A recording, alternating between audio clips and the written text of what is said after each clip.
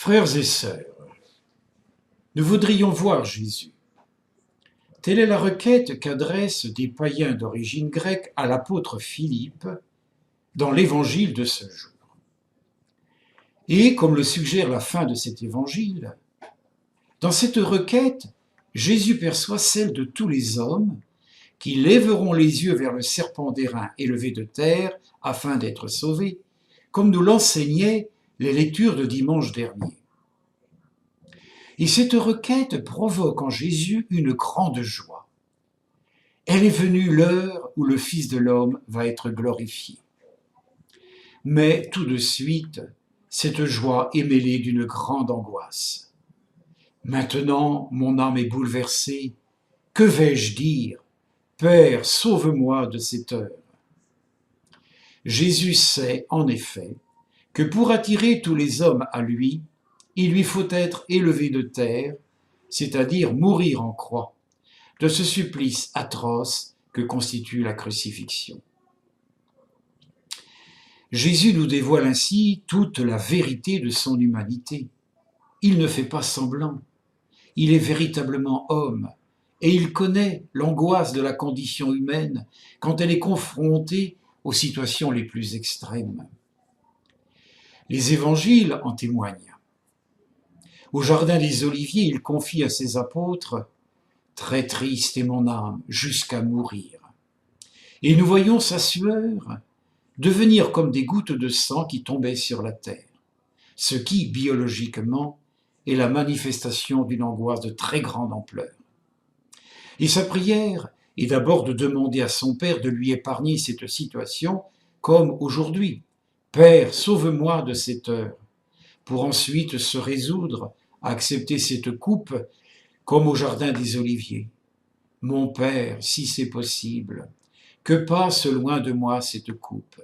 Cependant, non pas comme moi je veux, mais comme toi tu veux. » Et encore, « Mon Père, s'il n'est pas possible pour ceci de passer sans que je le boive, que soit ton vouloir. »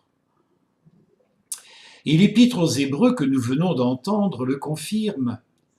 Pendant les jours de sa chair, de sa vie dans la chair, il offrit, avec un grand cri et dans les larmes, des prières et des supplications à Dieu qui pouvait le sauver de la mort. Mais cet épître aux Hébreux nous révèle également un grand mystère. Bien qu'il soit le Fils, il a pris par ses souffrances l'obéissance et, conduit à sa perfection, il est devenu pour tous ceux qui lui obéissent la cause du salut éternel. Le but de ces souffrances atroces était donc d'apprendre au Fils l'obéissance, afin de le mener à une perfection qui lui permette d'être la cause du salut éternel pour tous ceux qui lui obéissent. Comme nous sommes loin de la conception qui a prévalu un certain temps d'un Dieu en colère qui infligerait à son Fils des souffrances pour se venger des offenses et des péchés des hommes. Comme l'affirmait par exemple Bossuet dans un de ses sermons prononcés devant la cour le vendredi saint de l'année 1660 en parlant de Dieu le Père. Il rejetait son Fils et il nous ouvrait ses bras. Il le regardait en colère et il jetait sur nous un regard de miséricorde. Sa colère se passait en se déchargeant. Il frappait son Fils innocent, luttant contre la colère de Dieu. C'est ce qui se faisait à la croix, jusqu'à temps que le Fils de Dieu, lisant dans les yeux de son Père qu'il était entièrement apaisé, vit enfin qu'il était temps de quitter le monde.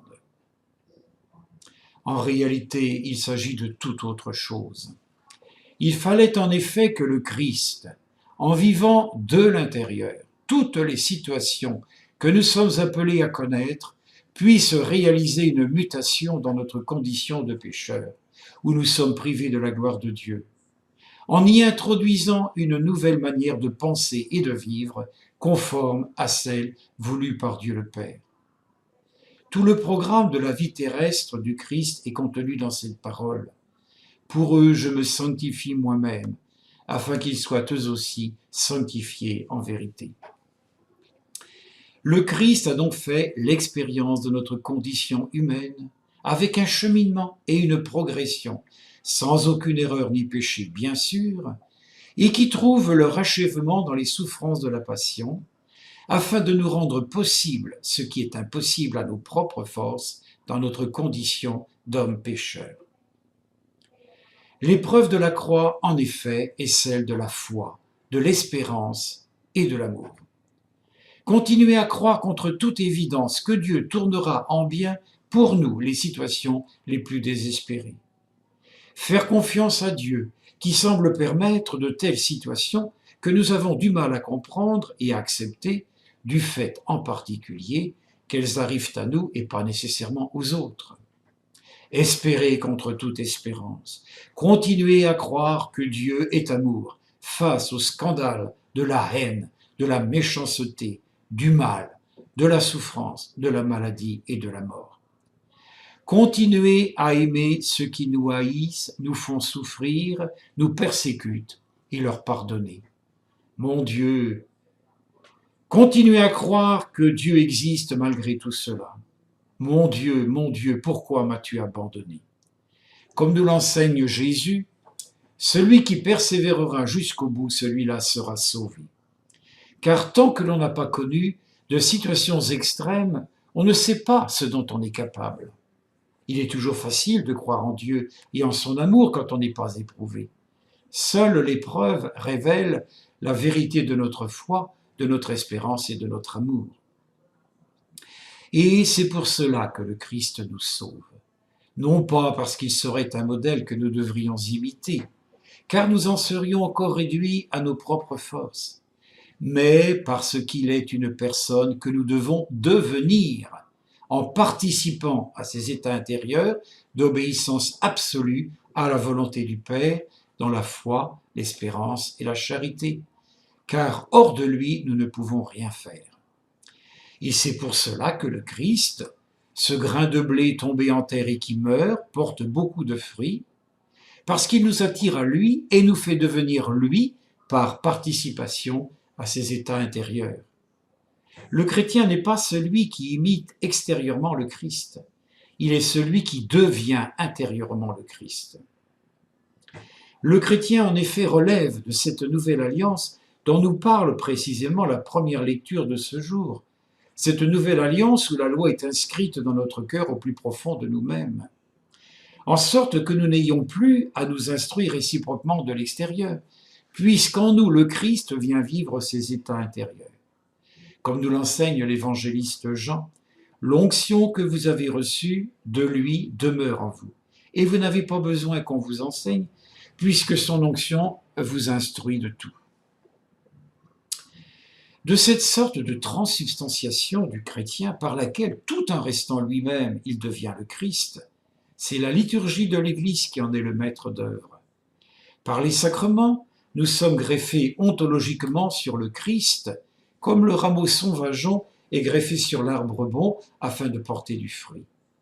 Par la liturgie de la parole à la messe et la prière des heures, nous faisons couler en nous la sève de la parole qui nous transforme progressivement au point de faire inhabiter le Christ dans nos cœurs selon sa promesse.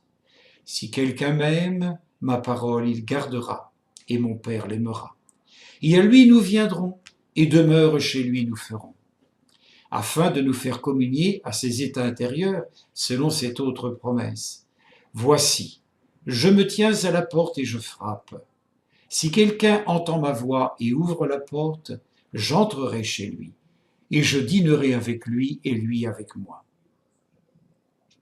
Pendant ce temps de carême qui nous reste, demandons à l'Esprit Saint de nous faire entrer dans l'intelligence de ce grand œuvre alchimique opéré par Dieu, qui transforme le plomb que nous sommes en l'or qu'est le Christ, ce grain de blé qui doit être jeté dans nos cœurs, c'est-à-dire dans notre mémoire, afin d'y mourir pour nous faire vivre, comme un aliment qu'il nous faut assimiler pour nous en nourrir. Et que l'Esprit Saint nous aide à témoigner, dans ce monde déchristianisé, que la souffrance et la mort ne portent pas atteinte à la dignité de l'être humain, puisqu'au contraire, en nous configurant au Christ crucifié, elles sont le chemin de notre résurrection en Dieu.